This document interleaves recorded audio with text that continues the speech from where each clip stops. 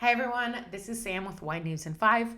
Before I get into the news, I want to congratulate all of the winners of the 2024 JancesRobinson.com wine writing competition. The competition has taken place annually since 2016 and has grown massively. This year, we received a record-shattering 214 submissions. The judges awarded Philip K. Liao top prize with a piece that made me smile through my tears.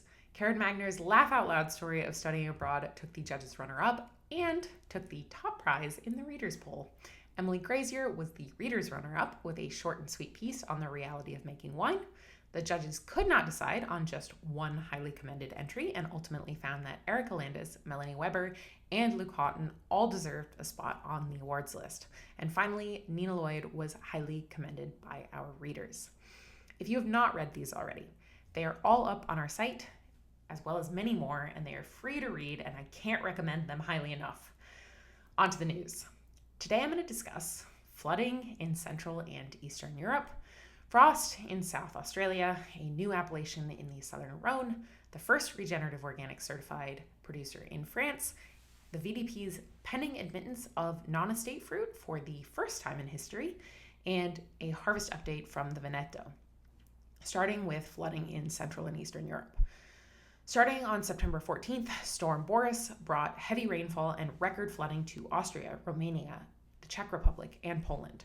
22 people have died, tens of thousands have been displaced, and there are widespread power outages. In addition to being horrible news generally, it is bad news for the wine industry in these regions. On September 16th, speaking to Trink magazine, co-owned by our Germany specialist Paul Isidore, Patrick Preudel of Weingut Preudel in Krems was quoted saying, "The Little Krems River looks like the Danube. We are completely sealed off and the river is knocking on the winery buildings." Philip Cox, CEO of Cremel Regas in Romania, spoke to Meiningers about how a significant portion of their harvest was at risk. Domen Vacau posted photos on Instagram of terracing that had collapsed and discussed how waterlogged soils are making harvest all the more difficult. Despite the bad news, there is a tiny silver lining. The hot summer meant that much of the harvest in Romania had already been picked. In Austria, the rains were mostly concentrated in the Niederösterreich, and because they were precipitated by an Arctic blast, temperatures dropped to 5 to 10 degrees Celsius, which helped to stave off fungal pressure. Damage to vineyards seems to be minimal, though it's still early to know for sure. I'm hoping for dry weather for everyone. On to frost in South Australia. South Australia, in particular, the regions of Barossa Valley, Clare Valley, and Riverland have experienced a very dry winter, which led to an early bud break this spring, which means that when on Tuesday, September 17th, Adelaide experienced its coldest temperature for September in a century, it was disastrous for a number of wine producers in the area. According to ABC News, temperatures in Barossa dipped to -4 degrees Celsius, Riverland recorded temperatures of 1.5 degrees Celsius, and Adelaide Hills 1.6 degrees Celsius. In interviews with ABC, Barossa grape grower Adrian Hoffman said he'd lost up to half of his crop. Riverland grower Michael Stevataris estimated he'd lost 20%, and Clare Valley winemaker Marnie Roberts estimated that up to 85% of some Clare Valley vineyards had been affected. I have my fingers crossed for those in frost-affected regions that their vines push fruitful secondary buds. But even if that happens, yields will be lighter this year. On to a new communal appellation in the Rhône Valley. I feel like whenever there are appellation changes in France, it's a bit exciting. It's such a slow and seemingly cumbersome process with so much paperwork that you usually start to hear about it years in advance. This latest appellation, a long-standing Côte de Rhône village, was granted its own communal appellation, Loudun AOP, on September 11th, but it had been in the pipeline since 2013. Loudun is just north of Lirac, and while it makes white, red, and rosé wines, it has a higher proportion of white wine, 32%, than surrounding appellations. These wines are made predominantly from Claret, Grenache Blanc, Roussanne, and Viognier, while reds and rosés utilize predominantly Grenache, Syrah, and Mourvedre. On to the first Regenerative Organic Certified producer in France. Firstly, if you haven't yet heard of ROC, it's a global environmental certification that began certifying 2020.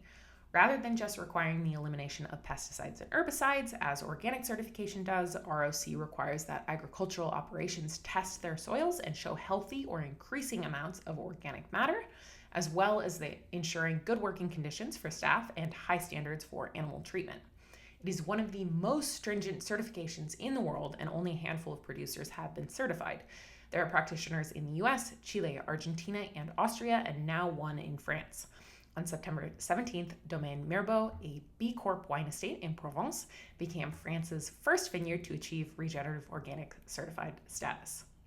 Stephen Cronk, who is a co-founder of the Regenerative Viticulture Foundation in the UK, and who bought the 20-hectare Domaine Mirbeau in 2019, was quoted in the press release as saying that they had increased biological soil activity tenfold since 2021. Congratulations to Domaine Mirbeau. On to the VDP's pending admittance of non-estate fruit in VDP wines.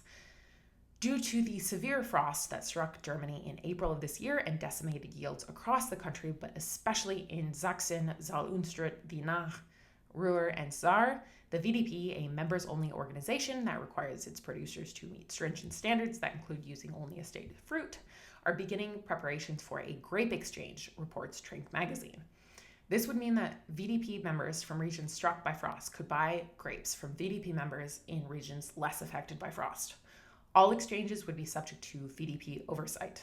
This is similar, if more tightly controlled, to what British Columbia has chosen to do following their devastating winter freeze.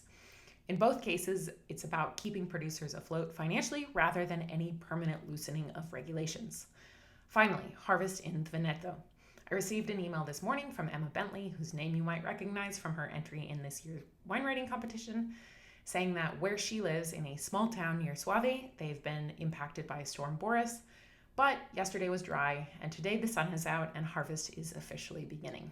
This is about on time, as the region usually gets underway in mid-September. I'm wishing everyone in the Veneto dry weather. That's all for this episode of the Wine News. If you enjoy this newscast and you'd like to see it continue, please consider subscribing to jancesrobinson.com.